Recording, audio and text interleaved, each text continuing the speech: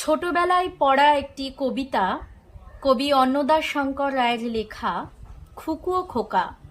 কবিতাটি এই সময়ে দাঁড়িয়ে ভীষণ প্রাসঙ্গিক মনে হলো, তাই শোনালাম। তেলের শিশি ভাঙল বলে খুকুর পরে রাগ করো, তোমরা যেসব বুড়ো খোকা ভারত ভেঙে ভাগ করো।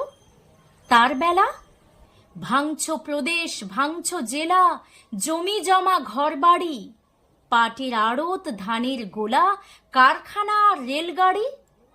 তার বেলা চায়ের বাগান, কয়লা খনি, কলেজ, থানা, আপিস ঘর, চেয়ার, টেবিল, দেয়াল ঘড়ি, পিয়ন, পুলিশ, প্রফেসর।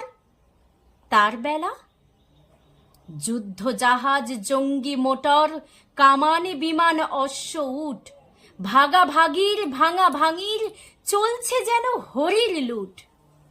তার বেলা তেলের শিশি ভাঙল বলে খুকুর পরে রাগ করো, তোমরা যেসব ধেড়ে খোকা বাংলা ভেঙে ভাগ করো। তার বেলা